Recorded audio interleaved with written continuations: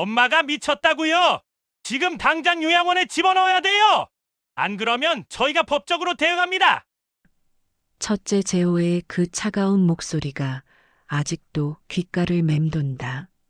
내가 낳고 키운 자식이 나를 정신병자 취급하며 협박하다니. 그날 밤 나는 결심했다. 180억이라는 천문학적인 돈 앞에서 내 자식들의 진짜 얼굴을 반드시 확인하고 말겠다고. 75 노구를 이끌고 남대문 시장 뒤편 낡은 한옥에서 눈을 떴다. 며칠 전 날아든 도시개발 보상금 통지서가 아직도 믿기지 않았다. 조선시대부터 7대째 이어온 우리 집안 선산터. 아버님이 돌아가시면서도 이 땅만큼은 절대 팔지 말라고 신신당부하셨던 그 땅이 하루아침에 180억이 되다니. 평생 이 땅 때문에 가난하게 살았다. 재산세 내느라 허리가 휘었고 땅은 있어도 통장엔 늘 텅텅 비어있던 우리 집. 그래도 조상님 땅이라 차마 팔 수는 없었다. 동네 사람들은 다들 나를 바보라고 했다. 땅 팔아서 편하게 살지 왜 고생이냐고. 하지만 나는 끝까지 지켰다. 그리고 이제 그 보상을 받게 된 것이다. 하지만 정작 두려운 건 돈이 아니었다. 바로 내 자식들이었다. 병원 원장인 첫째 재호, 대형 학원 원장인 둘째 성민, 그리고 택배 기사로 일하는 막내 동욱.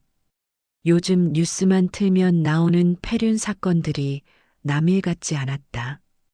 거액의 유산 앞에서 형제가 원수가 되고 부모를 버리는 세상. 과연 내 자식들은 다를까?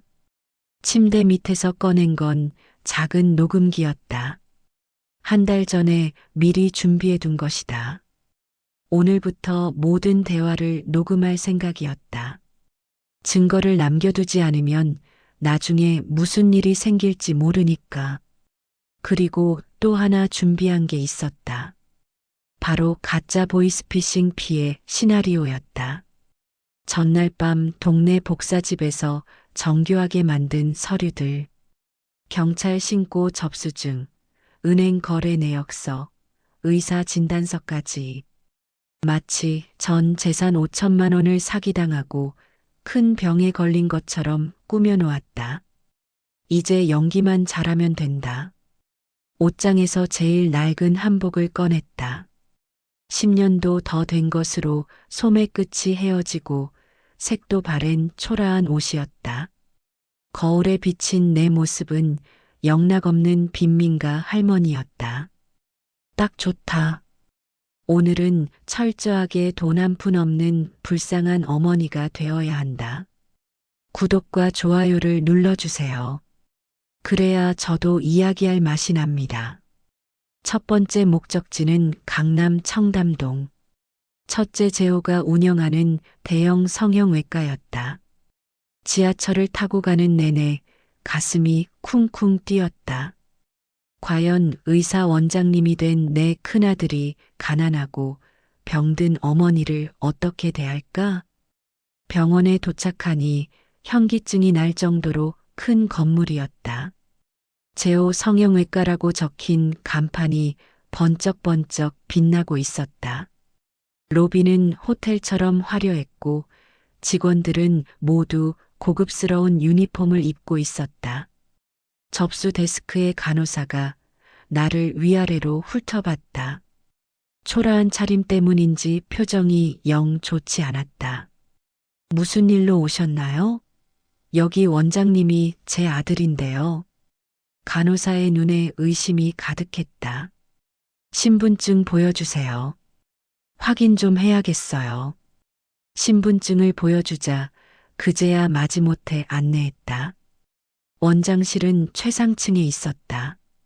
문을 열고 들어가니 재호가 큰 책상 뒤에 앉아 있었다. 비싼 정장 차림에 손목엔 명품 시계가 반짝였다.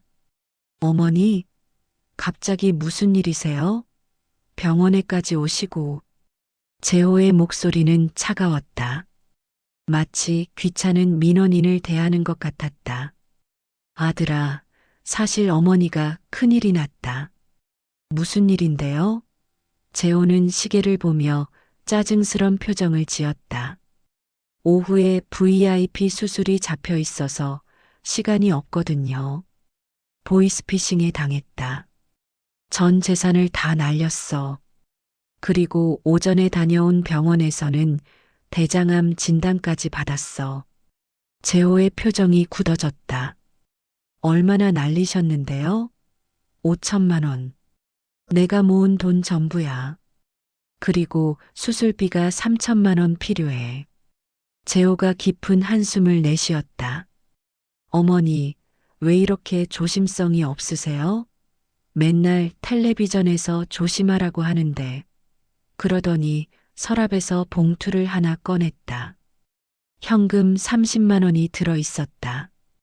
일단 이걸로 생활하시고요. 저도 병원 운영하느라 여유가 없어서 큰 돈은 못 드려요. 고작 30만 원? 대장암 수술비가 필요하다는 어머니한테 겨우 이것뿐인가? 아들아, 어머니가 갈 곳도 없는데. 재호가 단호하게 말했다. 동생들한테 가보세요. 저는 집사람이 싫어해서 모실 수 없어요. 그러면서 인터폰을 눌렀다. 비서실장, 들어와요. 어머니 모시고 나가세요. 마치 내가 없는 것처럼 다시 서류를 보기 시작했다. 나는 조용히 일어났다. 가슴속 녹음기가 모든 걸 담고 있었다. 병원을 나와 거리에 서니 봄바람이 차갑게 느껴졌다. 아들이 의사가 되어 저렇게 큰 병원을 운영하고 있는데 어머니한테는 30만 원. 그것도 마지못해 던져준 돈이었다. 두 번째 목적지는 대치동. 둘째 성민이 운영하는 대형 입시학원이었다. 건물 전체가 학원이었고 주차장엔 고급 외제차들이 즐비했다. 원장실은 최상층에 있었다. 어머니, 여기까지 어떻게 오셨어요? 성민은 놀란 듯 했지만 반가워하는 기색은 없었다. 무슨 일이세요? 바쁜데 짧게 말씀해 주세요. 오늘 학부모 상담이 줄줄이 잡혀 있거든요. 보이스피싱 당했다. 그리고 정기 건강검진을 다녀왔는데 내가 대장암에 걸렸대. 수술비가 필요해. 성민의 얼굴이 일순간 굳어졌다가 이내 짜증스러운 표정으로 바뀌었다.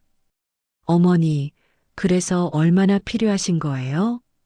3천만 원만 빌려줄 수 없겠니? 성민이 코웃음을 쳤다. 어머니, 저도 학원 확장하느라 대출 받은 게 수십억이에요. 여유가 없어요. 그러더니 지갑에서 현금을 꺼냈다. 20만 원이었다. 이것밖에 없어요. 형이나 동생한테 가보세요. 저는 정말 여력이 안 돼요. 아들아, 어머니가 며칠만이라도 내 집에서. 안 돼요. 성민이 단호하게 거절했다. 애들이 입시 준비 중이라 조용해야 해요. 어머니 오시면 공부에 방해돼요. 나는 조용히 일어났다. 성민아, 엄마 간다. 네, 어머니 조심해서 가세요. 아, 그리고 보이스피싱 같은 거 또 당하지 마세요. 학원을 나오는 내 발걸음이 천근만근이었다. 두 아들 모두 나를 완전히 외면했다. 병원 원장, 학원 원장. 남들이 보기엔 성공한 아들들인데 정작 어머니한텐 이렇게 냉정하다니. 이제 막내만 남았다. 택배기사로 일하는 막내 동우. 형들보다 못 벌어도 혹시 마음만은 다르지 않을까? 그런 희망을 품고 버스를 탔다. 동욱이 사는 곳은 구로구 작은 빌라였다. 낡은 2층 건물에 반지하였다. 초인종을 눌렀지만 한참 동안 반응이 없었다. 일하러 나갔나 싶어 전화를 걸려는데 문이 열렸다. 어머니, 동욱이 놀란 표정으로 나를 맞았다. 땀에 젖은 택배 유니폼을 입고 있었다. 방금 퇴근했나 보다. 어머니, 무슨 일 있으세요? 안색이 안 좋아 보이는데. 들어가서 얘기하자. 좁은 반지하 방이었지만 깔끔하게 정리되어 있었다. 동욱이 시원한 물을 가져다 줬다. 어머니, 천천히 말씀하세요. 급한 일 아니면 좀 쉬었다가.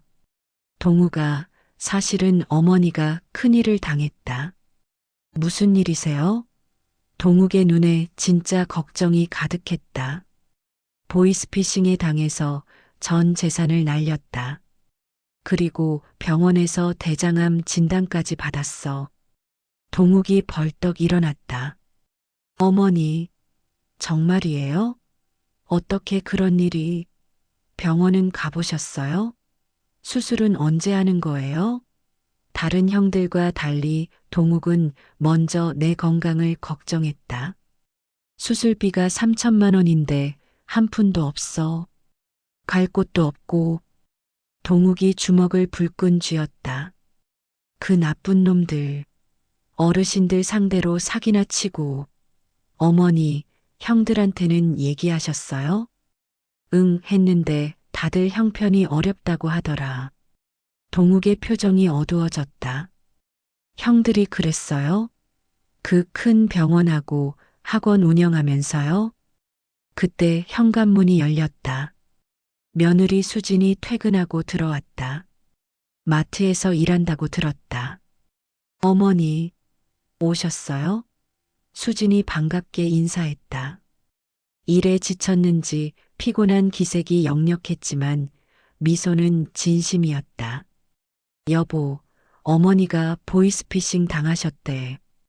그리고 병원에 다녀오셨는데 대장암이래. 수진의 얼굴이 새하얗게 질렸다. 어머니, 정말이에요? 어떡해요? 동욱이 수진을 보며 말했다. 여보, 우리 적금 얼마나 있지? 800만 원 정도. 그거 전세 자금이잖아. 알아. 하지만 어머니가 더 급하잖아. 동욱이 단호하게 말했다. 수진아, 미안한데 어머니 우리 집에서 모시자. 좁지만 안방 들이면 돼. 수진이 잠시 망설이다가 고개를 끄덕였다. 그럼요. 어머니, 저희 집에 사세요. 좁아도 같이 살면 되죠. 동욱이 서랍에서 통장을 꺼냈다. 어머니, 일단 이거 쓰세요. 저희가 또 벌면 돼요. 아니다. 너희도 힘든데 어떡해. 나는 통장을 밀어냈다. 동욱이 다시 내 손에 쥐어줬다. 어머니는 저희가 모실게요. 돈은 또 벌면 되지만 어머니는 한 분뿐이잖아요. 수진도 내 손을 잡았다. 어머니, 너무 걱정 마세요. 저도 더 일해서 돈 벌게요. 남편 혼자 번다고 고생했는데 이제 제가 더 벌어야죠. 그 순간 눈물이 날 뻔했다. 가장 가난한 막내 부부가 전 재산을 내놓겠다니. 형들은 몇십만 원도 아까워했는데. 그런데 어머니, 혹시 남대문 그 집은 어떻게 되는 거예요? 동욱이 조심스럽게 물었다. 무슨 말이야? 아니, 예전에 조상님 땅이라고 하신 그 한옥 말이에요. 혹시 그것도 팔아야 하는 거 아닌가 해서. 그 땅은 절대 팔 수 없어. 내가 단호하게 말했다. 아무리 어려워도 조상님 땅만큼은 끝까지 지켜야 한다. 동욱이 고개를 끄덕였다. 맞아요, 어머니. 그 땅은 우리 집안의 뿌리잖아요. 돈보다 중요한 게 있죠. 수진이 부엌으로 가며 말했다. 어머니, 저녁 드셨어요? 제가 된장찌개 끓여드릴게요. 고맙다, 수진아. 하지만 패 끼치고 싶지 않아. 동욱이 내 어깨를 잡았다. 어머니, 무슨 패예요? 가족인데. 오늘부터 여기가 어머니 집이에요. 저녁을 먹으며 동욱이 말했다. 어머니, 내일 형들한테 다시 가봐요. 제가 같이 가서 얘기할게요. 아무리 그래도 어머니가 이런 상황인데 모른 척 할 순 없죠. 아니야, 괜찮아. 형들도 다 사정이 있겠지. 동욱이 젓가락을 내려놨다. 어머니는 너무 착하세요. 형들이 그렇게 많이 벌면서 어머니한테 그런 대우를 하다니. 저는 이해가 안 돼요. 수진도 거들었다. 맞아요. 병원이랑 학원 운영하면서 어머니 도와드릴 돈이 없다는 게 말이 돼요? 그때 동욱의 휴대폰이 울렸다. 형이었다. 재호 형이네요. 동욱이 전화를 받았다. 네, 형. 어머니요? 지금 저희 집에 계세요. 뭐라고요? 보이스피싱 당하셨다고 오셨는데. 네, 알겠습니다. 전화를 끄는 동욱의 표정이 굳어졌다. 형이 뭐래? 어머니가 정말 보이스피싱 당한 게 맞냐고 의심하더라고요. 혹시 돈 받으려고 거짓말하는 거 아니냐고. 심지어 어머니가 치매 초기 증상 아니냐는 말도 했어요. 내가 화가 났지만 참았다. 그래서 뭐라고 했니? 제가 형한테 그런 말 하지 말라고 했어요. 어머니가 거짓말하실 분이 아니라고. 그랬더니 형이 우리 보고 순진하다고 비웃더라고요. 수진이 한숨을 쉬었다. 형님들 너무하시네요. 자기 어머니를 사기꾼 취급하다니. 동우가 괜찮아. 형들 입장에서는 그럴 수도 있어. 어머니, 너무 이해해주지 마세요. 혈육이 어려울 때 의심부터 하는 게 정상이에요? 그날 밤 나는 잠을 이룰 수 없었다. 반지하 방 작은 창문으로 가로등 불빛이 들어왔다. 동욱 부부는 안방을 내주고 거실에서 자고 있었다. 이불 깔리는 소리가 들렸다. 미안하고 고마운 마음이 교차했다. 새벽 3시쯤 화장실에 가려고 일어났는데 거실에서 대화 소리가 들렸다. 동욱과 수진이 나지막이 얘기하고 있었다. 여보, 내일 아침에 제가 새벽 알바 나갈게요. 편의점에서 사람 구한대요. 수진의 목소리였다. 안 돼. 당신 벌써 2군데서 일하잖아. 더하면 몸 버려. 동욱이 말렸다. 괜찮아요. 어머니 모시려면 돈이 더 필요해요. 병원비도 있을 거고 생활비도 늘어날 테니까. 나는 조용히 방으로 돌아왔다. 가슴이 뭉클했다.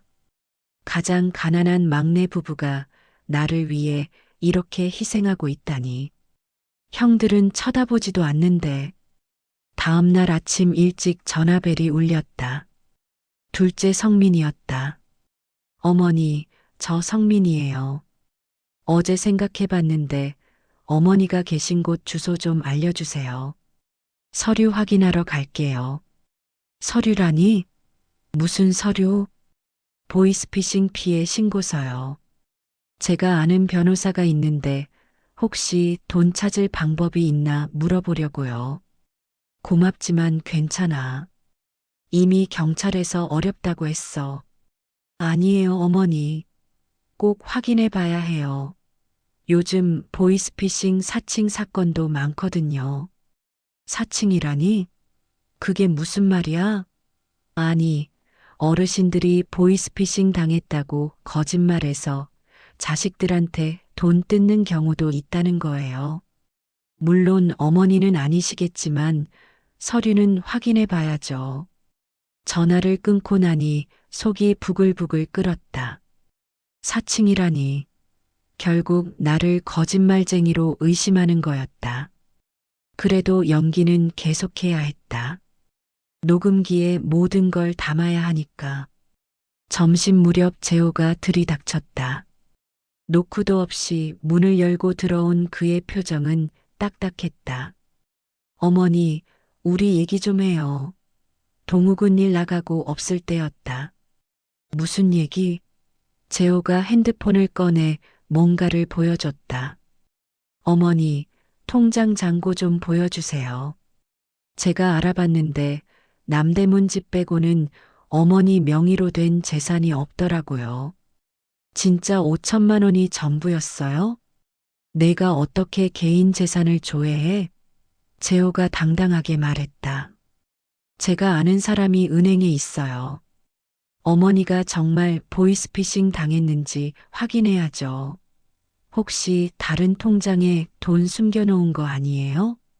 나는 기가 막혔다. 아들이 어머니 재산을 몰래 조회하다니. 그것도 불법으로. 재호야, 내가 거짓말한다고 생각하는 거니? 재호가 차갑게 웃었다. 어머니, 나이 드신 분들이 가끔 착각하시잖아요. 돈 어디 숨겨놓고 잊어버리는 경우도 있고. 제가 어머니 재산 관리 좀 해드릴게요. 남대문 그 집도 제 명의로 바꾸는 게 어때요? 어머니는 치매 걸릴 수도 있으니까. 치매라니. 내가 말을 잃었다. 재호가 서류를 꺼냈다. 여기 위임장이에요. 어머니 재산 관리를 저한테 맡기는 거예요. 그래야 나중에 문제가 안 생겨요. 도장만 찍으시면 돼요. 절대 안 돼. 내가 단호하게 거절했다. 재호의 표정이 험악해졌다. 어머니, 왜 이렇게 고집 부리세요? 제가 장남인데 당연히 제가 관리해야죠. 혹시 막내한테 다 주려고 그러는 거예요? 그때 현관문이 열렸다. 성민이 변호사를 데리고 왔다. 형, 여기서 뭐해? 성민이 재호를 보고 물었다. 너야말로 웬 변호사야? 재호가 따졌다. 어머니 재산 확인하러 왔지. 보이스피싱 정말 당했는지 조사해야 되거든. 성민이 비웃었다. 형도 그 생각이구나? 나도 어머니가 뭔가 숨기고 있는 것 같아서. 두 아들이 내 앞에서 대놓고 의심하기 시작했다. 변호사라는 사람이 말했다. 어머님, 실례지만 통장이랑 서류 좀 확인해도 될까요? 요즘 노인분들이 재산 숨기고 자식들한테 거짓말하는 경우가 많아서요. 수진이 장에 갔다가 돌아왔다. 집에 낯선 사람들이 가득한 걸 보고 놀랐다. 무슨 일이에요? 재호가 수진을 무시하고 말했다. 어머니, 남대문 집 등기부등본 어디 있어요? 확인 좀 해봐야겠어요. 성민도 거들었다. 맞아. 그 집이 정말 어머니 명의인지 확인해야지. 혹시 이미 팔고 우리한테 숨기는 거 아니야? 두 사람이 집안을 뒤지기 시작했다. 서랍을 열고 장롱을 뒤졌다. 수진이 막으려 했다. 지금 뭐 하시는 거예요? 남의 집에서.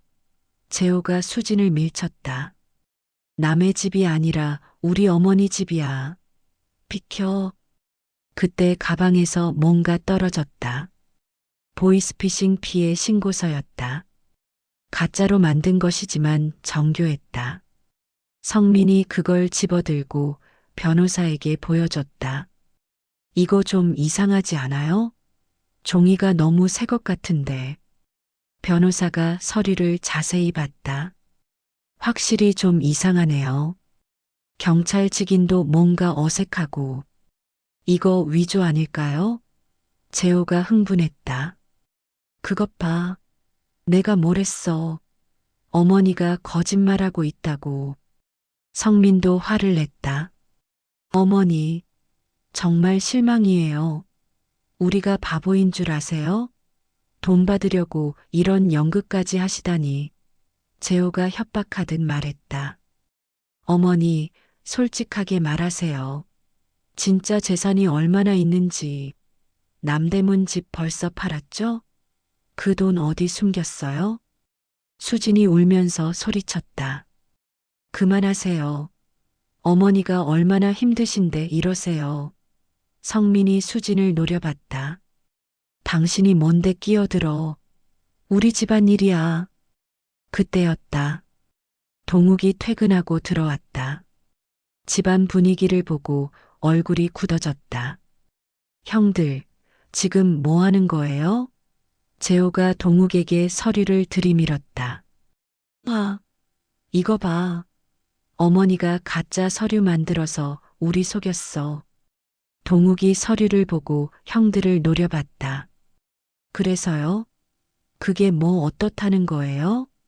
어머니가 거짓말했든 안 했든 그게 중요해요?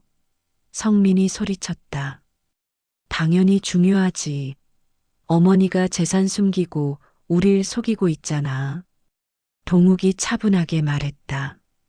형들은 어머니한테 관심도 없으면서 재산에만 관심 있는 거죠? 어머니가 정말 힘드실 때는 외면하고 이제 와서 재산 찾겠다고 난리예요. 재호가 동욱 멱살을 잡았다. 내가 다 꾸민 거지. 어머니 꼬드겨서 우리한테 안 주려고. 동욱이 형 손을 뿌리쳤다. 미쳤어요? 어머니를 뭘로 보는 거예요? 재호가 주먹을 휘둘렀다. 동욱이 피했지만 어깨에 맞았다. 수진이 비명을 질렀다. 그만해요. 제발. 성민도 동욱을 밀쳤다. 내가 어머니 재산 노리고 있는 거 다 알아. 막내라고 어머니 감싸는 척하면서 혼자 다 먹으려고. 동욱이 분노로 떨었다. 형들이야말로 어머니를 돈으로만 보잖아요. 평소엔 찾아오지도 않으면서. 재호가 비웃었다. 우리가 언제 안 찾아왔어? 명절 때마다 갔잖아. 1년에 2번. 그것도 밥 먹고 바로 가면서요. 성민이 변호사에게 말했다. 이 집 압수수색 영장 받을 수 있나요? 어머니가 숨긴 재산 찾아야 해요. 변호사가 난감한 표정을 지었다. 그건 좀 어려울 것 같은데요. 범죄 혐의가 있어야. 재호가 소리쳤다. 사기죄로 고발하면 되잖아요. 자식들한테 거짓말로 돈 뜯어내려 했으니까. 동욱이 어이없어 했다. 형, 정말 어머니를 고발할 거예요? 재호가 차갑게 말했다. 필요하면 그럴 수도 있지. 유산 상속 문제는 확실히 해야 하니까. 내가 조용히 일어섰다. 모두 나를 봤다. 너희들 정말 내 자식 맞니? 같은 목소리였지만 무게가 있었다. 재호와 성민이 움찔했다. 그래, 나 거짓말했다. 보이스피싱 안 당했어. 그 순간 재호가 승리한 듯 웃었다. 그것 봐. 내가 뭘 했어. 역시 거짓말이었잖아. 성민도 흥분했다. 어머니, 그럼 돈이 있다는 거죠? 얼마나 있어요?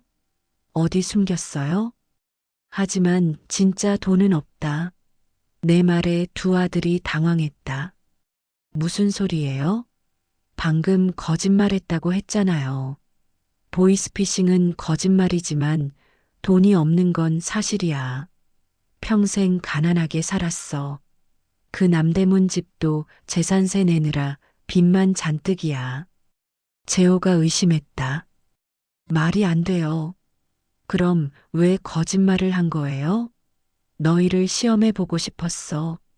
돈 없는 어머니를 어떻게 대하는지. 그리고 이제 알았다. 너희는 돈만 밝히는 자식들이구나. 성민이 발을 굴렀다. 그래도 남대문 집은 있잖아요. 그거 팔면 돈 되잖아요. 조상님 땅이라 못 판다고 했잖아. 재호가 비웃었다. 조상님 땅? 그런 거 요즘 누가 신경 써요? 당장 먹고 살기도 힘든데. 동욱이 형들 앞을 막았다. 이제 그만 가세요. 어머니가 싫다잖아요. 재호가 동욱을 밀쳤다. 너 혼자 다 먹으려고 그러지? 어머니, 등기부라도 확인해야겠어요. 정말 그 집이 있는지. 성민이 거들었다. 맞아. 혹시 이미 팔고 숨기는 거 아니야? 그래서 보이스피싱 운운한 거지. 두 사람이 또 집안을 뒤지기 시작했다. 서랍장을 열고 이불을 들춰봤다. 수진이 울며 말했다. 제발 그만하세요. 어머니가 불쌍하지도 않으세요? 성민이 수진에게 소리쳤다. 당신이 뭔데 참견이야. 우리 가족 일이라고. 그때 가방 깊숙한 곳에서 뭔가 나왔다. 낡은 서류 봉투였다. 재호가 재빨리 낚아챘다. 이게 뭐야? 열어보니 오래된 등기부등본이었다. 남대문 집 등기부였다.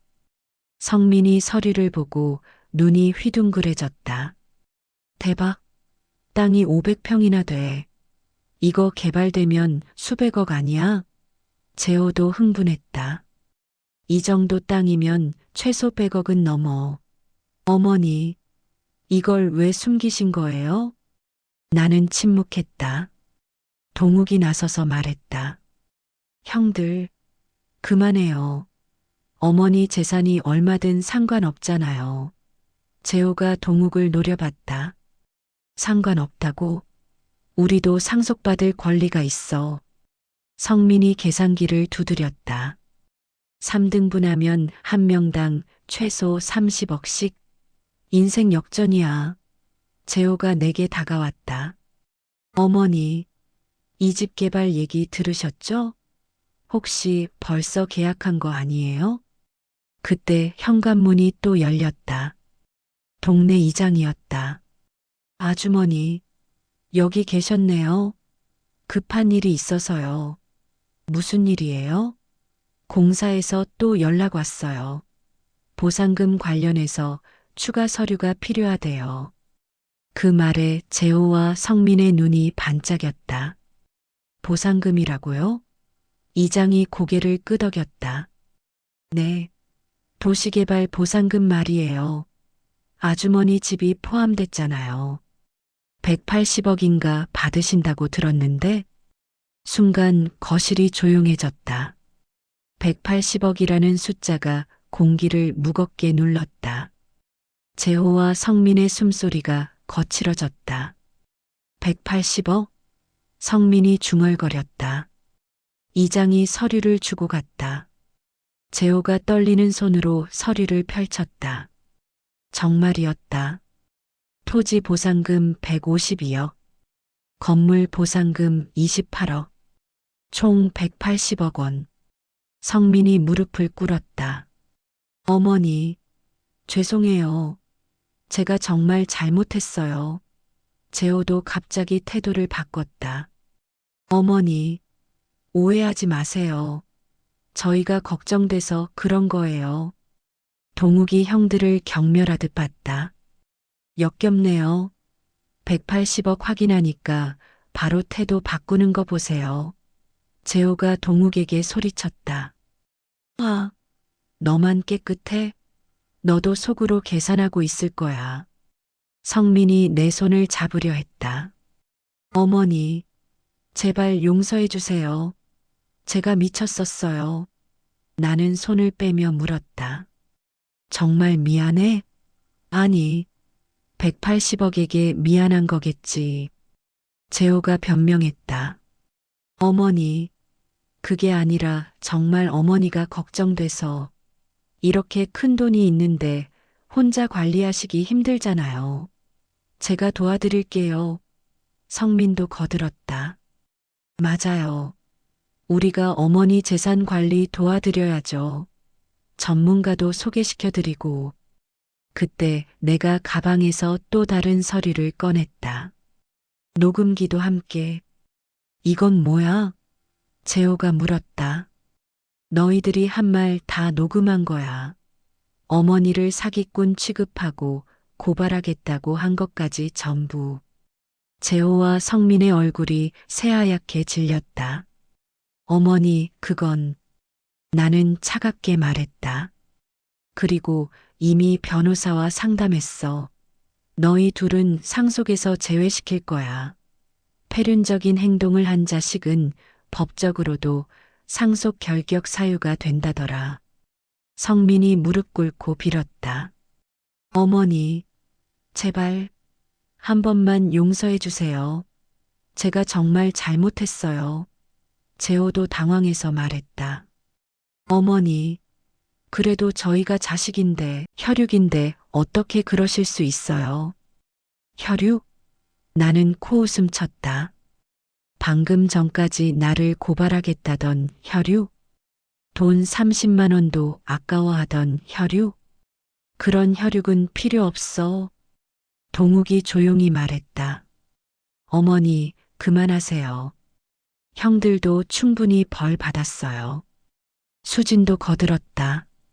맞아요, 어머니. 가족인데 이렇게 끝내면 안 돼요. 하지만 나는 단호했다. 동우가, 수진아, 너희는 착해서 모르는구나.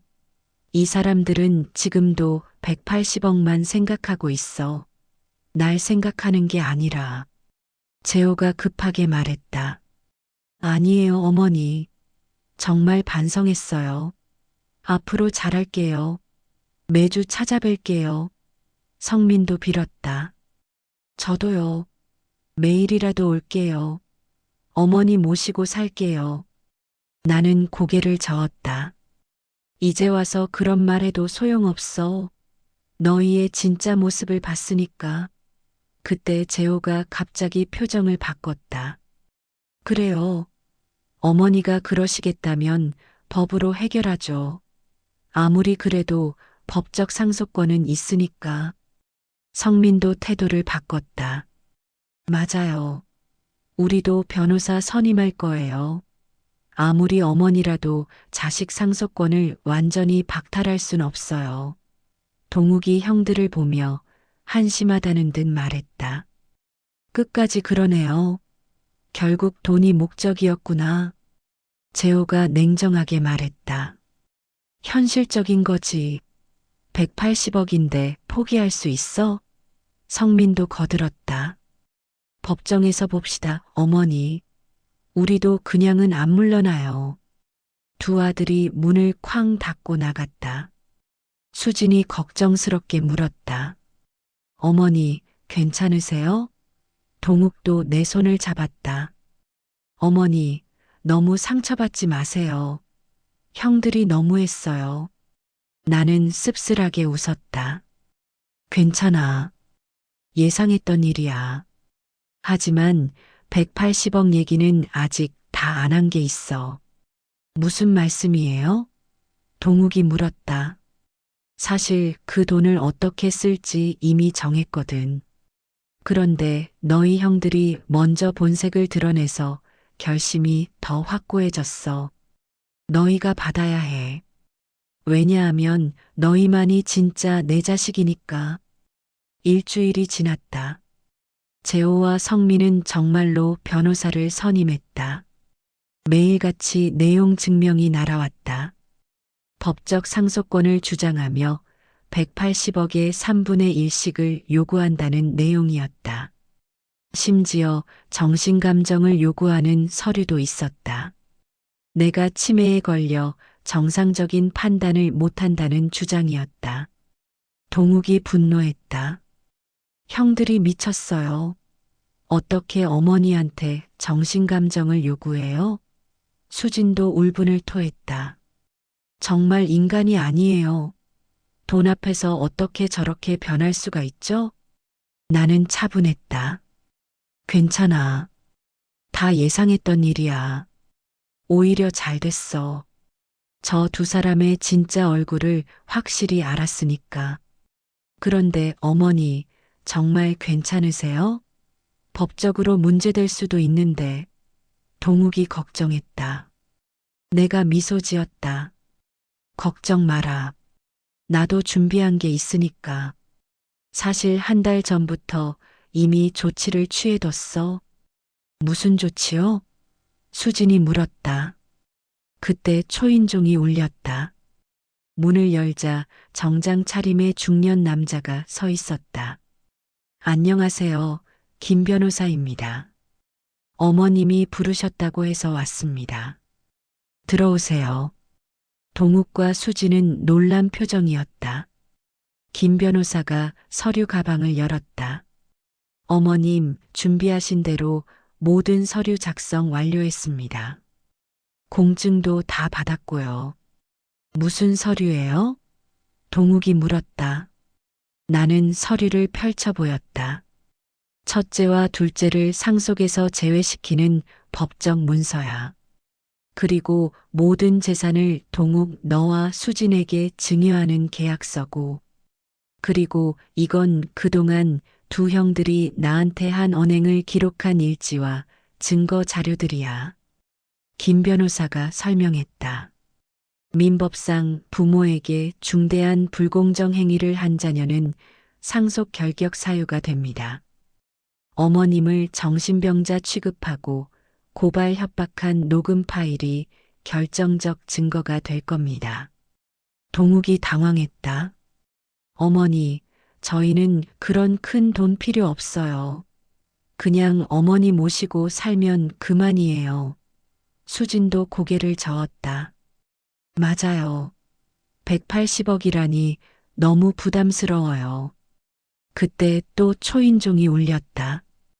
이번엔 재호와 성민이었다. 뒤에 그들의 변호사도 있었다. 어머니, 우리 들어가도 되죠? 재호가 거만하게 말했다. 법적으로 해결하러 왔어요. 성민도 서류를 들고 흔들었다. 저희 변호사님이 검토해 봤는데 어머니가 상속 제외시키는 건 불가능하대요. 법적 상속분은 보장받아야 한다고요. 그들의 변호사가 나섰다. 어머님, 자녀들에게는 유류분이라는 게 있습니다. 아무리 어머니라도 자녀의 상속권을 완전히 박탈할 수는 없어요. 최소한 법정 상속분의 절반은 보장됩니다. 김 변호사가 웃으며 대답했다. 그건 일반적인 경우고요. 상속 결격 사유가 있으면 얘기가 달라집니다. 이 녹음 파일 들어보시겠습니까? 김 변호사가 녹음기를 틀었다. 어머니를 고발하겠다. 사기꾼이다. 정신감정 받게 하겠다.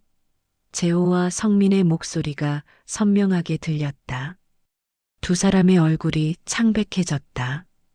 그뿐이 아닙니다. 김 변호사가 또 다른 서류를 꺼냈다. 어머님께서 15년 전부터 매달 생활비를 보내셨는데 두 분은 한 번도 어머님께 용돈을 드린 적이 없으시더군요. 반면 동욱 씨는 매달 적은 돈이라도 꼬박꼬박 보내드렸고요. 성민이 반박했다. 그게 뭐가 문제예요? 우리는 바빴어요. 재호도 거들었다. 맞아요. 돈을 안 준 게 죄는 아니잖아요. 김 변호사가 고개를 저었다. 부양 의무 불이행도 상속 결격 사유가 될 수 있습니다. 특히 어머님이 어려우실 때 외면한 증거들이 이렇게 많으면요. 그때 내가 입을 열었다. 그리고 또 하나 알려줄 게 있다. 뭔데요? 재호가 물었다.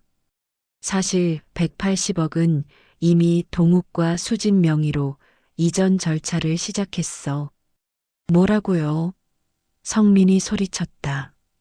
증여세도 이미 준비했고 모든 법적 절차를 진행 중이야. 너희가 소송을 걸어도 이미 늦었어. 재호가 주먹을 불끈 쥐었다. 어머니, 이건 너무 불공평해요. 우리도 자식인데. 자식? 나는 차갑게 웃었다. 어머니가 가난하다고 했을 때 30만 원 던지고 쫓아낸 자식? 20만 원도 아까워서 외면한 자식? 그런 자식은 필요 없어. 성민이 무릎을 꿇었다. 어머니, 제발 한 번만 용서해 주세요. 제가 정말 잘못했어요. 재호도 체면을 버리고 빌었다. 어머니, 저희가 개과천선할게요. 다시 기회를 주세요.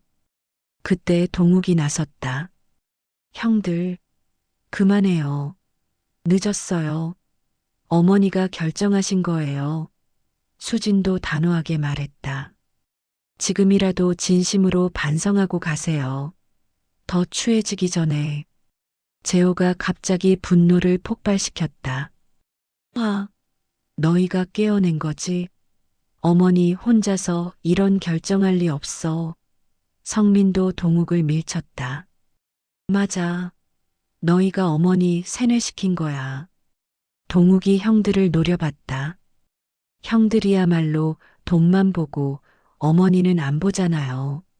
지금도 180억만 생각하고 있으면서. 재호가 비웃었다. 너라고 다를 것 같아? 180억 받으면 너도 변할 거야. 아니에요. 동욱이 단호하게 말했다. 저희는 그 돈 대부분을 사회에 기부할 거예요. 어머니 모시는데 그렇게 큰 돈은 필요 없어요. 그 말에 모두가 놀랐다. 뭐라고? 재호가 경악했다. 미쳤어? 180억을 기부한다고? 성민이 소리쳤다. 그럴 거면 우리한테 줘. 우리가 더 잘 쓸게. 수진이 조용히 말했다. 형님들은 이미 충분히 가졌잖아요. 병원도 있고 학원도 있고. 그런데도 만족 못하고 어머니 재산까지 노리잖아요. 재호가 냉정하게 말했다. 그래. 우리는 끝까지 싸울 거야. 법정에서 봅시다. 성민도 독하게 말했다. 180억 중 60억씩은 무조건 받아낼 거예요. 그때 김 변호사가 또 다른 서류를 꺼냈다. 사실 한 가지 더 있습니다. 두 분이 과거에 어머님께 했던 일들을 조사했는데요. 5년 전 어머님이 병원에 입원하셨을 때 두 분 다 오지 않으셨죠? 재호가 당황했다. 그때 출장이 있어서. 성민도 변명했다. 저도 학원 일이 바빠서. 김 변호사가 계속했다. 그런데 동욱 씨는 택배일 쉬고 한 달 내내 병원에서 간병하셨더군요. 이런 기록들이 수십 건입니다. 법원에서 이걸 보면 누가 진짜 자식인지 명백할 겁니다. 재호의 얼굴이 붉어졌다. 그건. 성민도 말을 더듬었다. 우리도 사정이. 나는 일어섰다. 됐어. 더 이상 볼 것도 없어. 너희와는 끝이야.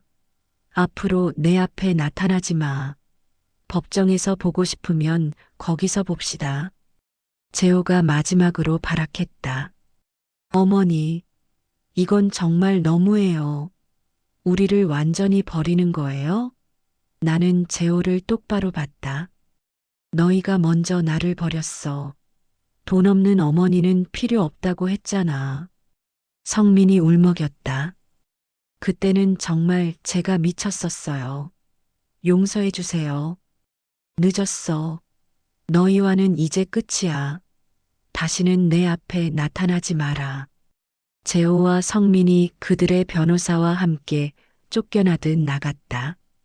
문이 닫히자 동욱이 내게 다가왔다. 어머니, 괜찮으세요? 괜찮아. 오히려 시원해. 그동안 가슴에 묻어뒀던 게 다 해결된 것 같아. 수진이 차를 가져왔다. 어머니, 따뜻한 차 드세요. 그런데 동욱아, 정말 기부할 거니? 동욱이 진지하게 대답했다. 네, 어머니. 저희는 정말로 그렇게 하고 싶어요. 조상님들도 그걸 원하실 거예요. 수진도 거들었다. 어머니와 함께 사는 것만으로도 저희는 부자예요. 돈보다 소중한 걸 가졌으니까요. 한 달이 지났다. 재호와 성민은 정말로 소송을 제기했다. 법원에서 첫 조정 기일이 잡혔다는 통보가 왔다. 하지만 나는 전혀 걱정되지 않았다. 김 변호사가 철저히 준비했으니까. 조정 기일 당일 법원 앞에서 재호와 성민을 만났다. 두 사람은 비싼 양복을 입고 당당한 표정이었다. 옆에는 그들이 고용한 대형 로펌 변호사들이 서 있었다. 어머니, 아직도 늦지 않았어요.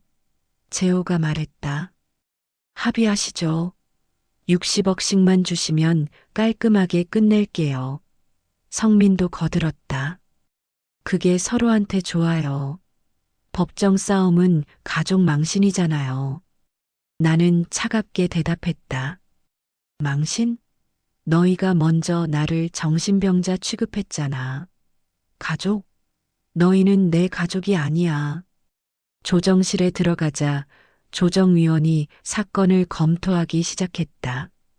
김 변호사가 준비한 증거들을 하나씩 제출했다. 녹음 파일, 부양 의무 불이행 기록, 폐륜 행위 증거들이 쏟아졌다. 조정위원이 녹음을 듣더니 얼굴이 굳어졌다. 이건 정말 심각하네요. 어머니를 정신병자 취급하고 고발 협박까지 했다니. 재호와 성민의 변호사가 당황했다. 저것은 오해의 소지가. 김 변호사가 또 다른 서류를 제출했다. 이건 두 분의 재산 내역입니다. 재호 씨는 병원과 부동산 합쳐 50억, 성민 씨는 학원과 건물 합쳐 40억의 재산이 있습니다. 반면 어머님은 평생 빚을 지며 사셨고요. 조정위원이 재호와 성민을 바라봤다. 이 정도 재산이 있으면서 어머니께 30만 원, 20만 원만 줬다고요? 재호가 변명했다. 그때 현금이 부족해서. 성민도 거들었다. 저희도 사업 자금이 묶여 있어서. 조정위원이 고개를 저었다. 이건 명백한 부양 의무 위반이고 폐륜 행위입니다. 상속 결격 사유가 충분해 보이는데요. 재호의 변호사가 서둘러 반박했다. 하지만 유류분은 보장되어야 합니다. 아무리 결격 사유가 있어도. 그때 김 변호사가 결정적인 증거를 꺼냈다. 사실 한 가지 더 있습니다. 10년 전 어머님이 교통사고를 당하셨을 때 가해자와 합의하는 과정에서 두 분이 어머님 몰래 합의금 일부를 가로챈 사실이 있습니다. 뭐라고요? 내가 놀라서 일어섰다. 그런 일이 있었다니. 재호와 성민의 얼굴이 새파랗게 질렸다. 그건 김 변호사가 증거를 제시했다. 당시 합의금이 3천만 원이었는데 어머님께는 2천만 원만 전달됐습니다. 나머지 1천만 원은 두 분이 나눠 가졌죠. 여기 당시 보험회사 기록과 계좌 이체 내역이 있습니다. 나는 충격을 받았다. 너희가 정말 그런 짓을 했니? 내가 다쳐서 고생할 때 합의금까지 훔쳤다고? 재호가 고개를 숙였다.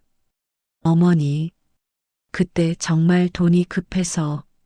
성민도 변명했다. 저희도 어쩔 수 없었어요. 조정위원이 단호하게 말했다. 이건 사기죄에 해당합니다. 형사 고발도 가능한 사안이에요. 이 정도면 상속 결격이 아니라 형사 처벌감입니다. 재호의 변호사가 당황했다. 공소시효가 지났을 텐데. 김 변호사가 웃었다. 민사상 손해배상 청구는 가능합니다. 그리고 이런 사실이 언론에 알려지면 두 분의 병원과 학원은 끝날 겁니다. 성민이 무릎을 꿇었다. 어머니, 제발, 그건 정말 잘못했어요. 형사 고발만은 하지 마세요. 재호도 바닥에 엎드렸다. 어머니, 제발 용서해 주세요. 저희가 미쳤었어요. 조정위원이 정리했다. 이 사건은 조정이 불가능할 것 같습니다. 정식 재판으로 가면 두 분께 불리할 겁니다. 상속 결격은 물론이고 형사 고발까지 당할 수 있어요. 재호와 성민이 절망적인 표정으로 서로를 봤다. 그들의 변호사도 포기한 듯 고개를 저었다. 이런 증거들이 있으면 저희도 할 수 있는 게 없습니다. 화해하시는 게 최선일 것 같은데요. 나는 일어섰다. 화해? 절대 없어. 너희는 내 자식이 아니야. 법적으로도 자식 자격을 박탈당할 거야. 그리고 10년 전 일은 형사 고발할 거야. 감옥에서 반성해. 재호가 울부짖었다. 어머니, 제발, 저희 인생이 끝나요. 병원이 망해요. 성민도 통곡했다. 어머니, 한 번만 용서해 주세요. 다시는 안 그럴게요.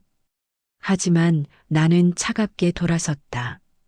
동우가, 수진아, 가자. 우리는 조정실을 나왔다. 뒤에서 재호와 성민의 울부짖는 소리가 들렸지만 돌아보지 않았다.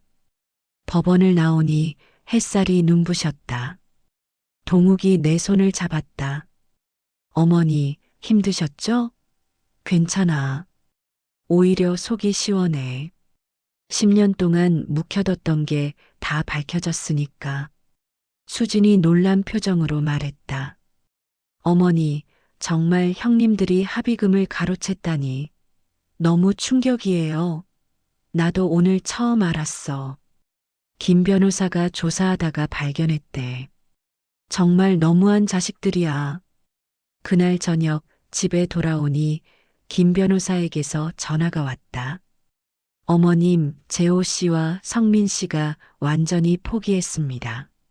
상속 포기 각서를 보내왔고 형사 고발만은 하지 말아달라고 사정하고 있습니다.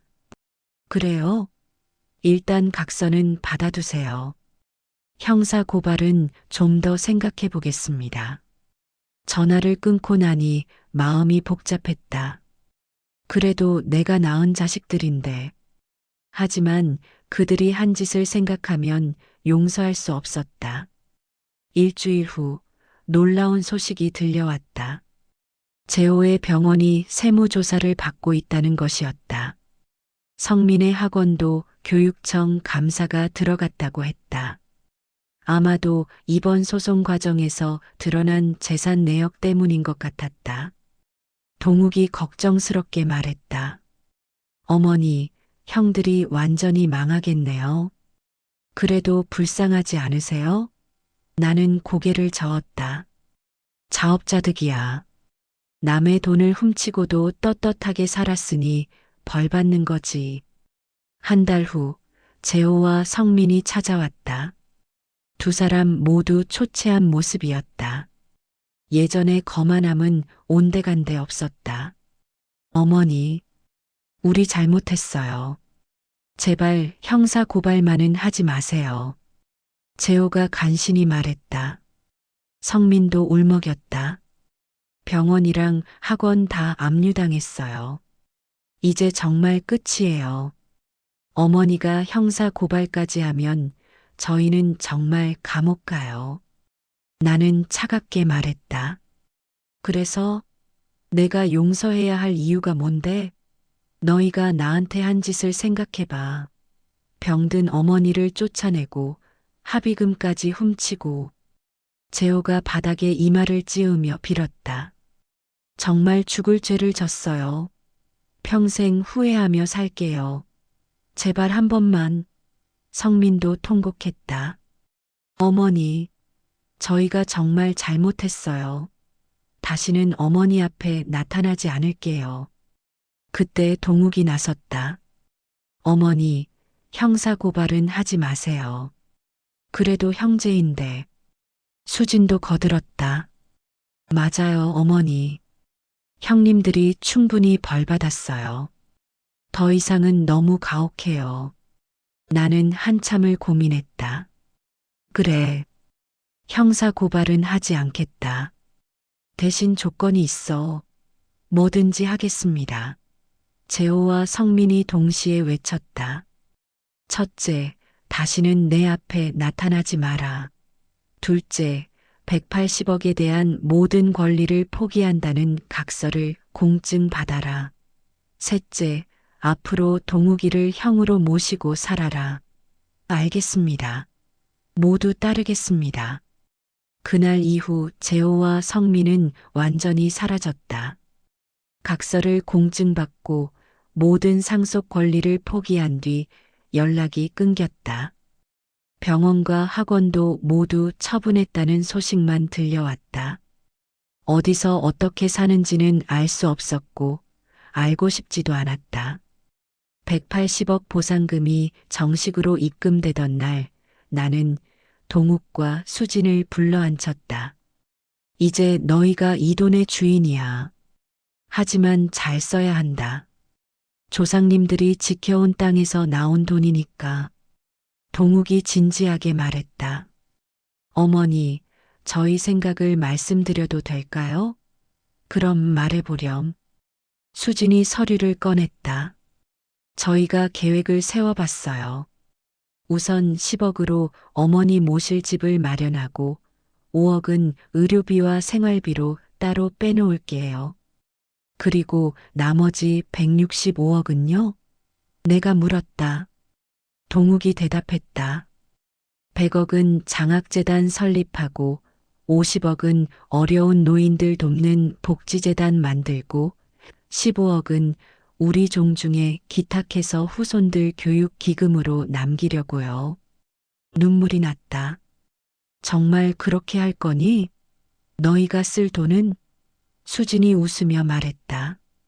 어머니랑 같이 살면서 행복하게 지내는 게 저희가 쓸 돈이에요. 돈이 많으면 오히려 불행해질 것 같아요.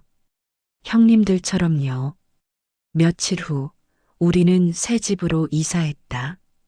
크지는 않지만 햇살이 잘 드는 아담한 집이었다. 정원도 있어서 꽃을 기를 수 있었다.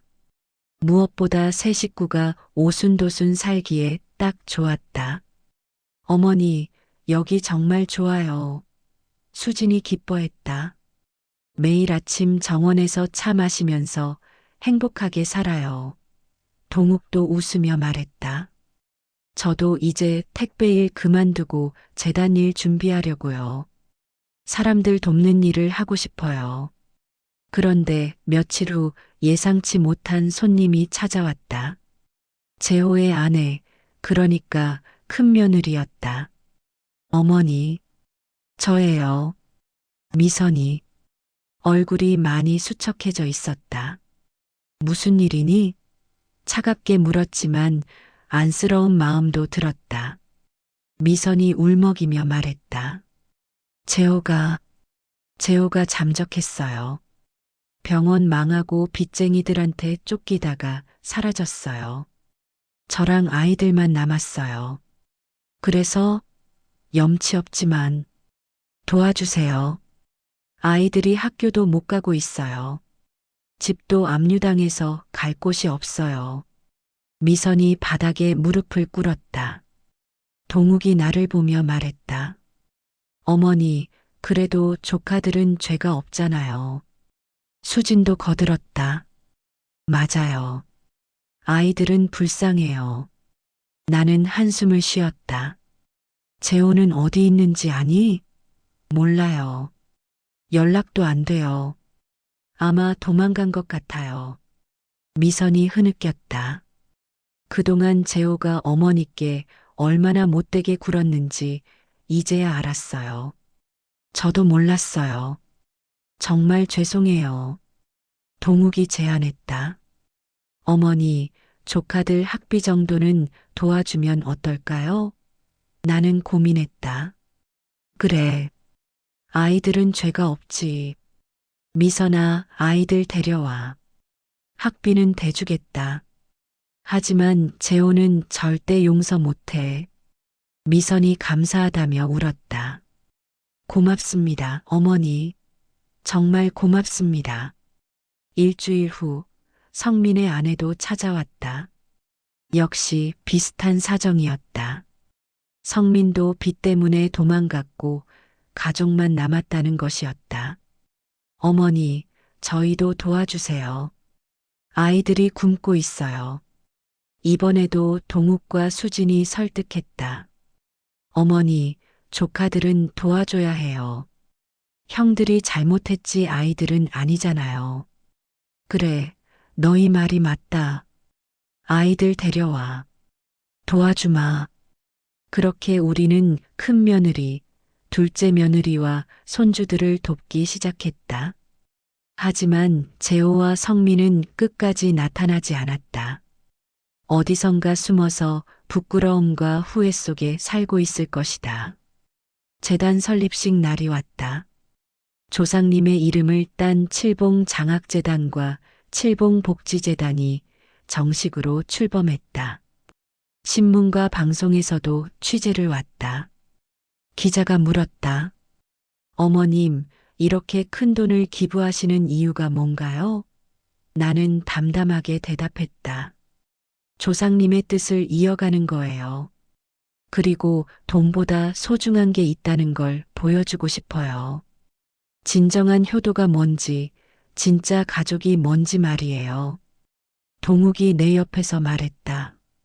저희 어머니는 평생 가난하게 사셨지만 누구보다 부자였어요. 사랑이 많으셨거든요. 이제 그 사랑을 더 많은 사람과 나누려고 합니다. 수진도 밝게 웃으며 말했다. 돈이 아니라 마음이 진짜 재산이에요. 저희는 어머니한테 그걸 배웠어요. 그때 누군가 박수를 치기 시작했다. 순식간에 행사장이 박수 소리로 가득 찼다. 많은 사람들이 감동의 눈물을 흘리고 있었다. 한 노인이 다가와 내 손을 잡았다. 아주머니, 정말 훌륭하십니다. 요즘 같은 세상에 이런 분이 계시다니. 자식 교육을 정말 잘하셨어요. 나는 씁쓸하게 웃었다. 3명 중 1명만 제대로 키웠네요. 행사가 끝나고 집에 돌아오는 길, 동욱이 말했다. 어머니, 형들도 언젠가는 깨달을 거예요. 돈보다 소중한 게 있다는 걸. 수진도 거들었다. 맞아요. 지금은 후회하고 있을 거예요. 그래, 언젠가는 깨달았으면 좋겠구나. 하지만 너무 늦지 않았으면 좋겠어. 나는 하늘을 올려다봤다.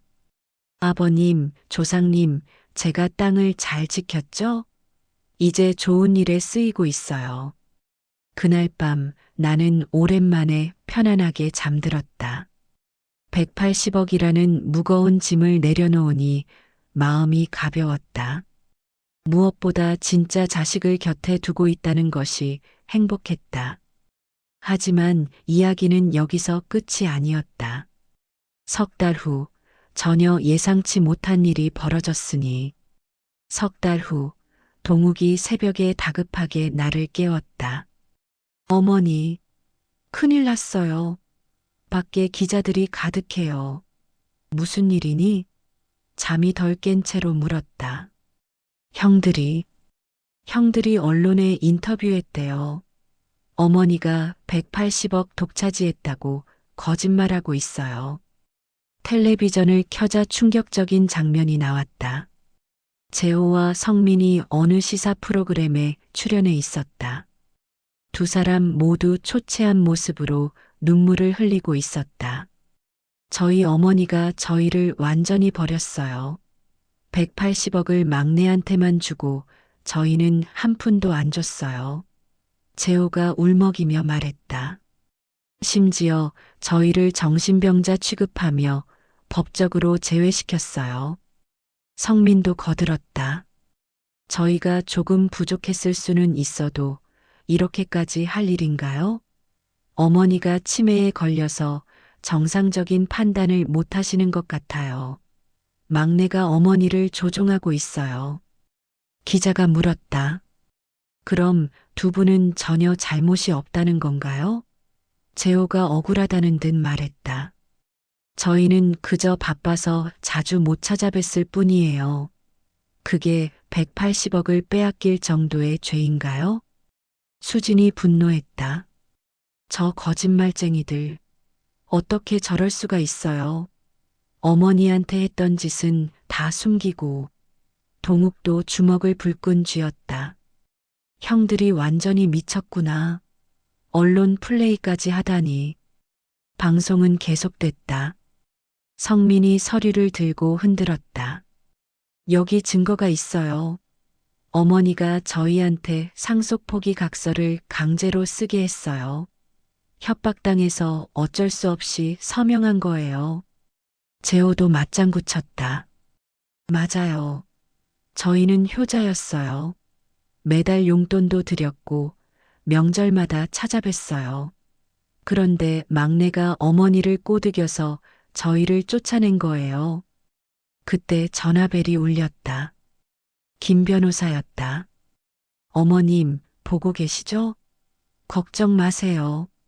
저희가 모든 증거를 가지고 있으니까 바로 대응하겠습니다. 하지만 이미 여론은 들끓기 시작했다.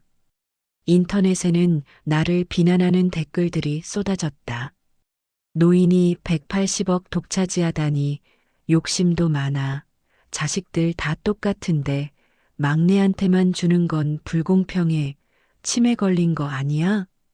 동욱이 휴대폰을 보며 한숨 쉬었다. 어머니, 악플이 너무 많아요. 사람들이 진실을 모르고 형들 말만 믿고 있어요.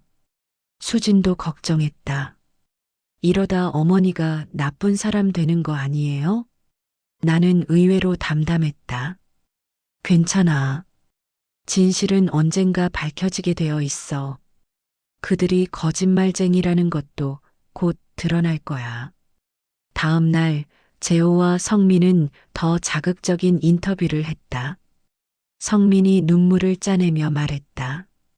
가난한 척 연기하면서 저희를 시험한 거예요. 180억이 있으면서 거짓말로 저희를 속였어요. 진행자가 물었다. 그럼 어머니가 계획적으로 두 분을 제외시킨 건가요? 재호가 고개를 끄덕였다. 네. 처음부터 막내한테 주려고 작정하고 저희를 함정에 빠뜨린 거예요. 그때 놀라운 일이 벌어졌다. 생방송 중에 누군가 전화를 걸어왔다. 저는 10년 전 교통사고 때 담당했던 보험회사 직원입니다. 두 분이 어머니 합의금을 가로챘던 거 기억하시죠? 재호와 성민의 얼굴이 새파랗게 질렸다. 생방송이잖아요. 전화 끊어요. 하지만 진행자는 흥미로워하며 계속 연결했다. 보험회사 직원이 계속 말했다. 당시 어머니께 3천만 원 지급했는데 두 분이 1천만 원을 가로채셨어요. 저희한테 어머니가 동의했다고 거짓말하셨죠. 증거도 다 있습니다. 채팅창이 폭발했다. 뭐야, 진짜 나쁜 놈들이네. 어머니 돈 훔친 놈들이 피해자 코스프레. 역시 방송은 믿으면 안 돼. 저런 놈들이 효자래. 재호가 당황하며 변명했다. 그건 오해예요. 어머니가 저희한테 준 거예요. 성민도 거들었다. 맞아요. 우리가 어떻게 어머니 돈을 훔쳐요. 그때 또 다른 전화가 왔다. 저는 재호 씨 병원에 근무했던 간호사입니다. 어머니 오셨을 때 쫓아내라고 지시하신 거 기억하시죠? 초라한 차림이라 병원 이미지 나빠진다고 하셨잖아요. 재호가 소리쳤다. 거짓말이야. 그런 적 없어. 하지만 간호사는 계속했다. 녹취록 있어요. 원장님이 어머니 오시면 바쁘다고 하고 돈 조금 주고 보내라고 했잖아요. 이번엔 학원 강사가 전화했다. 성민 원장님, 어머니 오셨을 때 20만 원 주고 쫓아내신 거 다 봤어요. 심지어 어머니가 치매 걸린 것 같다고 비웃으셨잖아요. 생방송은 완전히 파국이 됐다. 재호와 성민은 얼굴이 벌겋게 달아올라 아무 말도 못했다. 진행자도 당황하며 방송을 급히 종료했다. 동욱이 박수를 치며 웃었다. 자업자득이네요. 거짓말하다가 생방송에서 폭로당하다니. 수진도 시원해했다.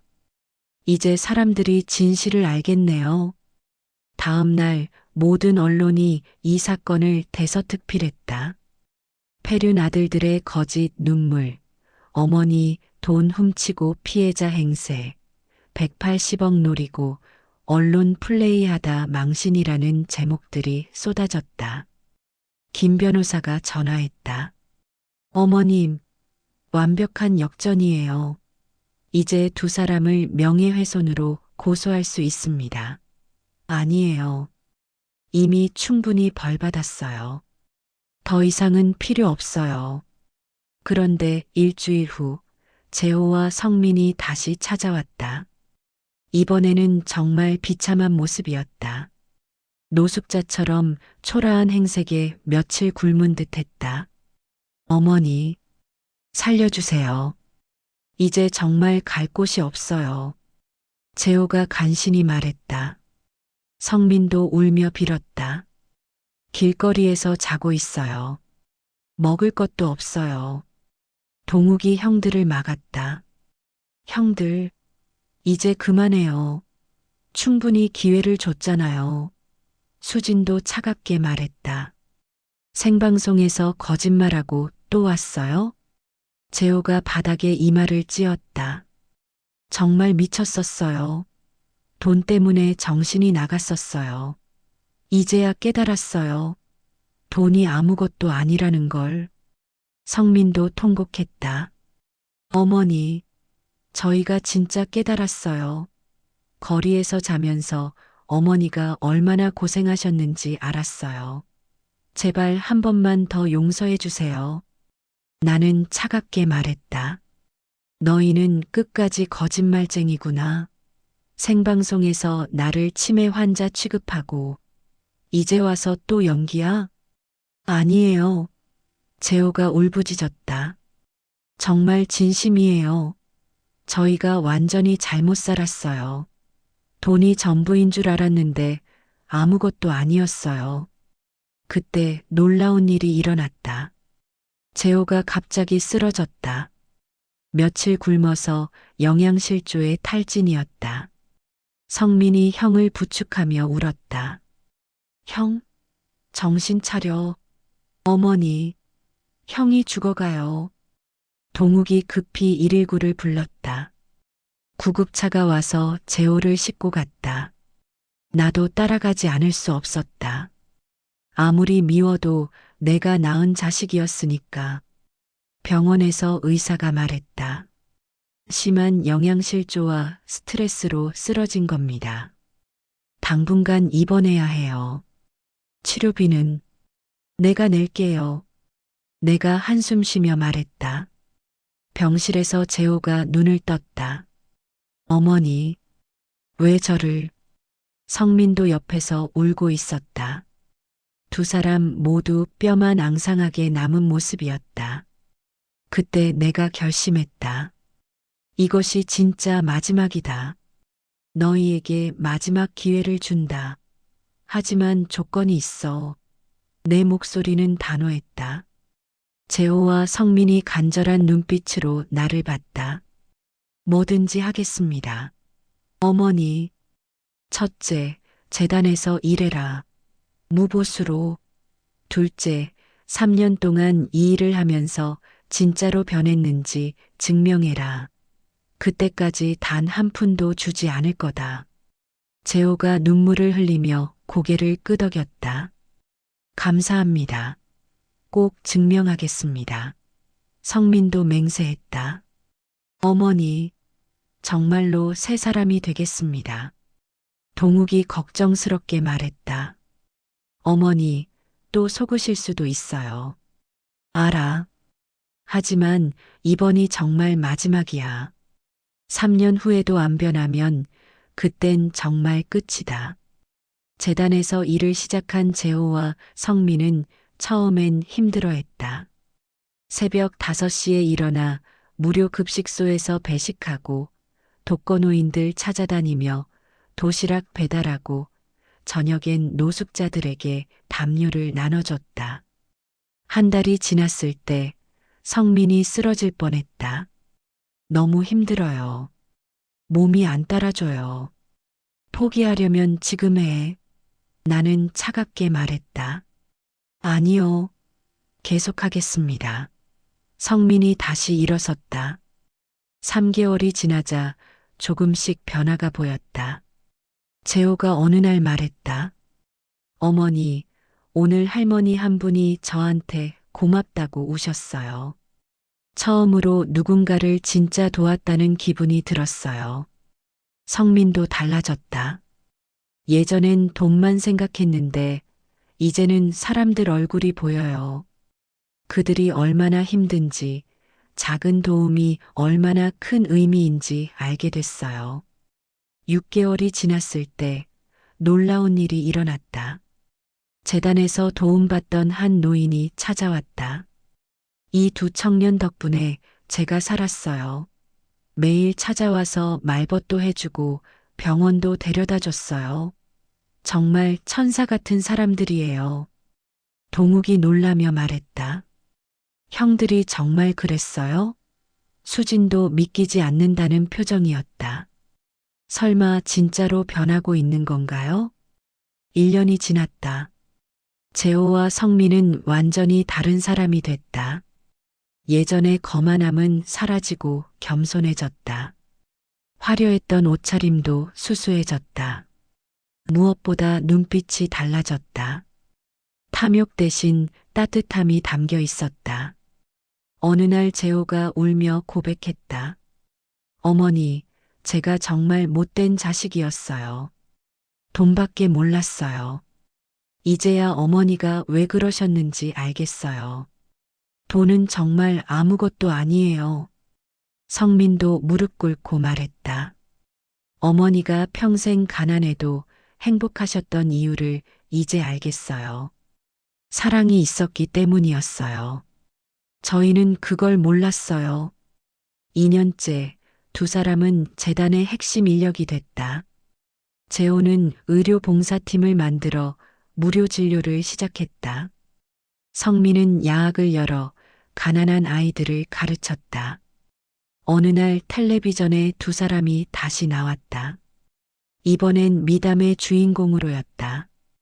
폐륜 아들에서 효자로 180억 포기하고 봉사하는 형제라는 제목이었다. 기자가 물었다. 180억이 아깝지 않으세요? 재호가 웃으며 답했다. 전혀요. 지금이 더 행복해요. 돈으로 살 수 없는 걸 얻었거든요.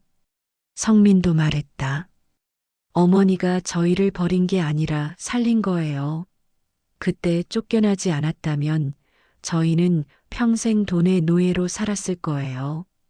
3년이 되는 날이 왔다. 나는 가족을 모두 불러 모았다. 재호야, 성민아, 3년 동안 정말 수고했다. 이제 약속을 지킬 때가 됐구나. 두 사람이 긴장한 표정으로 나를 봤다. 하지만 예전과는 달랐다. 돈에 대한 욕심이 아니라 어머니의 인정을 받고 싶어 하는 눈빛이었다. 너희가 진짜로 변했구나. 이제 진정한 내 아들이 됐어. 그래서 결정했다. 너희에게도 각각 10억씩 주겠다. 그런데 놀랍게도 재호가 고개를 저었다. 어머니, 저는 필요 없어요. 지금도 충분해요. 재단에서 계속 일하게만 해주세요. 성민도 거절했다. 저도요. 돈은 정말 필요 없어요. 어머니 곁에 있게만 해주세요. 가족으로 인정해 주신 것만으로도 감사해요. 동욱이 놀라서 말했다. 형들, 정말이에요? 10억인데? 재호가 동생을 보며 웃었다. 동욱아, 형들이 깨달았어. 너희가 왜 기부하려고 했는지. 돈보다 소중한 게 있다는 걸. 수진도 감동해서 눈물을 흘렸다. 형님들, 정말 변하셨네요. 이제 진짜 가족 같아요. 나는 눈물을 참을 수 없었다. 그래, 이제야 진짜 가족이 됐구나. 너희가 변하지 않을 거라고 생각했는데 사람은 정말 변할 수 있구나. 재호가 내 손을 잡았다. 어머니, 저희를 포기하지 않아 주셔서 감사해요. 마지막 기회를 주셔서 감사해요. 성민도 울며 말했다. 이제 알겠어요. 어머니의 사랑이 얼마나 큰지. 그렇게 우리 가족은 완전해졌다. 180억이라는 돈이 가족을 갈라놓을 뻔했지만 결국은 더 단단하게 만들어졌다. 시련을 겪고 나니 진짜 가족의 의미를 모두가 깨달은 것이다. 5년 후 재단은 전국적인 복지재단이 됐다. 매년 1,000명의 학생에게 장학금을 주고 5,000명의 노인을 돕고 있었다. 재호와 성민은 재단의 핵심 운영진이 되어 열심히 일했다. 어느 날 한 기자가 물었다. 어머님, 180억 때문에 가족이 갈라질 뻔했는데 후회 안 하세요? 나는 웃으며 답했다. 아니에요. 덕분에 진짜 자식을 찾았어요. 돈이 사람을 시험하는 도구였을 뿐이에요. 재호가 말했다. 저희 어머니는 현명하셨어요. 돈 앞에서 본색을 드러낸 저희를 끝까지 포기하지 않고 변화시켰어요. 성민도 고마워했다. 어머니 덕분에 새 삶을 살게 됐어요. 동욱이 밝게 웃으며 말했다. 이제 우리 가족 정말 행복해요. 돈보다 귀한 걸 얻었으니까요. 수진도 행복한 표정이었다. 맞아요. 사랑하는 가족이 있어서 저희는 진짜 부자예요. 10년이 지난 지금 나는 85이 됐다. 건강은 예전 같지 않지만 마음은 평화롭다. 새 아들이 매일 찾아와 안부를 묻는다. 손주들도 할머니를 자랑스러워한다. 침대 옆에는 조상님 영정이 모셔져 있다. 나는 매일 아침 인사를 드린다. 조상님, 땅을 잘 지켰습니다.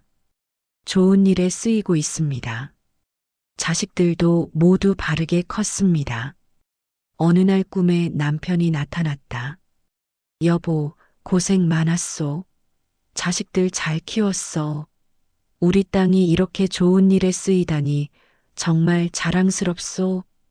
나는 행복하게 웃었다. 여보, 이제 곧 갈게요.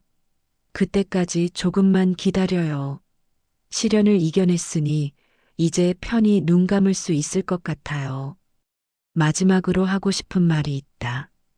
돈은 축복일 수도 저주일 수도 있다. 중요한 건 돈이 아니라 사람의 마음이다. 진정한 효도는 부모의 마음을 아는 것이고 진짜 사랑은 돈으로 살 수 없다. 내 이야기가 누군가에게 교훈이 되길 바란다. 돈 앞에서 본색을 드러내는 사람도 있지만 끝내 변화할 수 있다는 희망도 있다는 것을. 그리고 가장 중요한 건 가족의 사랑이라는 것을. 85 박순자, 이것이 내 마지막 이야기다. 이 영상이 도움이 되셨다면 댓글 한 줄만 남겨주시고 공유 버튼을 눌러 가까운 친구분께 공유해 주세요.